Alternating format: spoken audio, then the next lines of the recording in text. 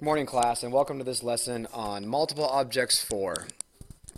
Today, we are going to be able to solve for acceleration and tension given an Atwood machine. Before we do that, I just kind of want to recap really quick what we've done so far. So far, we have looked at some objects. We have looked at some objects that were pushed together. So there is a normal force in between the objects. This normal force would be right here, and they were being pushed along. So that was multiple objects being pushed along. We had two objects attached by a string being pulled, horizontally. We have had one object on a table, a frictionless, and then being pulled down by a pulley in the downward direction. And today in class we had an object on an incline being pulled down by an object that was hanging. So we have done a lot of different problems with multiple objects in multiple situations. So my suggestion to you is, as a study tip, you need to go back and rework all these, because this is not a class where you can just do something once and you get it. You have to do it a few times to make sure you can get it again and again. Once you can reproduce results over and over again, then you got it. So these two objects down here are called modified Atwood machines, and you'll find out why in a second. This is a Atwood machine. This is a real Atwood machine. The guy who made it, his name was Atwood. I can't remember the purpose of why he made it, but here it is, an Atwood machine. So we have a pulley, and we have a weight, and we have some weights here. So what I want to know how fast these objects are going to accelerate. Acceleration equals what? And I want to know the tension in the strings. So I'm going to call this T1. I'm going to call this T2. So this is a little more complicated because there's 3 objects instead of 2, but we've done a lot of 2-object things, and I want to give you something a little bit harder so you can see the difference, okay? So let's just say that this is a 10 kilogram weight, and this is a 2 kilogram weight, and this is a 4 kilogram weight. Now, you can probably assume that the 10 kilogram weight here is going to pull down on the system here. It's going to pull the other ones down because it weighs more. There's more of a force there. So we can assume acceleration is going to be in the downward direction this way. And the best way to look at this problem is to look at it as a whole system. So let's look at this as a whole system. So we have F net equals ma, and our net force is going to be, we have gravity pulling down on this 10 kilogram weight, but we also have gravity pulling down on these 2 weights. So just for reference, I'm going to call this one object 1, object 2, and object 3. 1, 2, 3. So it's accelerating down this way. Therefore, I'm going to call this downward direction positive. It just makes the math a little bit easier. So if the object, this one, wants to go down this way, okay? So m1g minus. Now these 2 objects over here are both exerting a force, but they're exerting it in the opposite direction.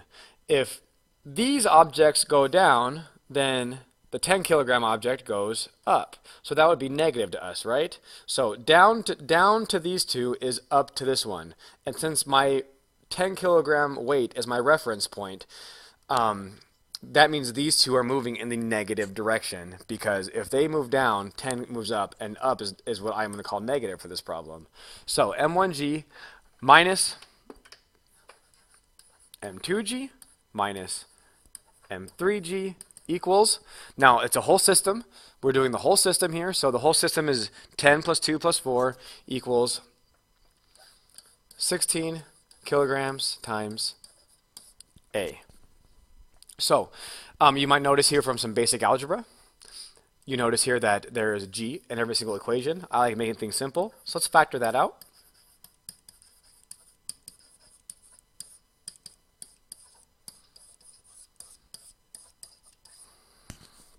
Now, so we have 9.8 meters per second squared times 10 minus 2 minus 4 equals 16 over A.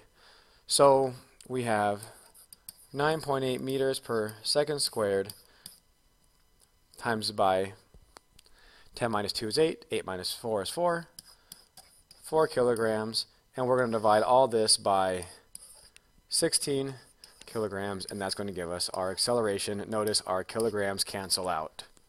So kilograms cancel out, and now we are left with this answer. If you calculated it on your calculator, is 2.45 meters per second squared. So that is our answer for acceleration. Okay, not too bad. Now let's solve for tension in each one of these wires. If you don't mind, I am going to clear everything that I've written down. And let's go back here and rewrite this again. 10 kilograms, object 1. 2 kilograms, object 2. 4 kilograms, object 3. So now we know that acceleration equals 2.45 meters per second squared. This way. What is the tension? So we'll call this T1, this one T2. What is the tension in each one of these wires? So in order to find the tension, we cannot do whole system. We cannot do whole system, because if we treat this as a whole system, the wires are internal forces in the system, and they are not external. We can only solve for external forces and external things, so we have to look at it internally. So let's just pick a weight. This 4 kilogram weight here, if we look at the 4 kilogram weight, we have M3G pulling it down, and we have T1 pulling it up. So our force equation, F net equals M3A. So our F net is going to be T1. Hold on a second. I thought I almost messed up there. T1 is moving in the positive direction, because T1 is pointing up, and that is the same thing as this one going. Our acceleration is positive because that means the 10 kilogram blocks is moving down. So that means T1 is positive. So T1 minus M3G equals M3A. So T1 minus 4 times 9.8 equals 4 kilograms times 2.45 meters per second squared. So we solve for this, and we get T1 equals 49 newtons. T1 equals 49 newtons. So let's take a look at T2. I am going to pick the 10 kilogram box. So 10 kilograms is we have T2 pulling up and M1G pulling down. That's it. And in this one, I'm going to write M1G minus T2 equals M1A. This is our F net equals M1A equation. And the reason I notice that these are switched around from over here, because once again, we said that downward is positive. So that means the downward force here, the downward force here is positive. T2 is pointing in the negative direction, therefore it's M1G minus T2. So here we go. M1G 10 times 9.8 minus T2 equals 10 times 2.45. We're going to get T2 negative equals 10 times 2.45 minus 10 times 9.8. So we are going to have 24.5 newtons minus 98 newtons. So negative T2 will equal 73.5 newtons. And notice this is negative. Negative T2, negative 73. Multiply everything by negative 1, and T2 equals positive 73.5 newtons. A quick note here, you might remember that in our elevator problems, when an elevator moves up, the normal force was greater. When it was accelerating upward, the normal force was greater. We'll notice that the normal force on the 4 kilogram, or the tension on the 4 kilogram box, if it was sitting still, would be 40 newtons, right? Well, because it was moving upward, the force increased to 49. And remember in the elevator problems, when the elevator went down, the normal force decreased. Well, in this one, the 10 kilogram box is moving down. And normally this would be about 100 newtons, and now it is 73.5 because it is moving down. So this kind of makes sense.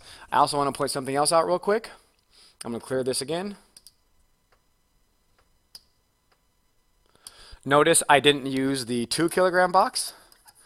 And the reason is because in the free body diagram for the 2 kilogram box, I have T2 pulling up, I have T1 pulling down, and I have M2G pulling down as well.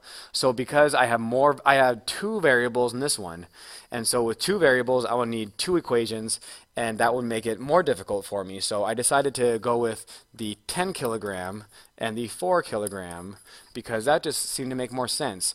There was only 2 things in my free body diagram, and I wanted to make it as simple as possible. So there you go. That is the Atwood machine. Please go back, work that out on your own. Go back to your other problems, work those out. The more practice you get, the better you'll become.